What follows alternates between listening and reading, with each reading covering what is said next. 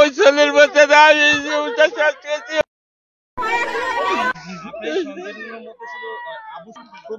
গ্রামের মানুষ জিজ্ঞাসা করেন তারা কি বলে তাই হইবে।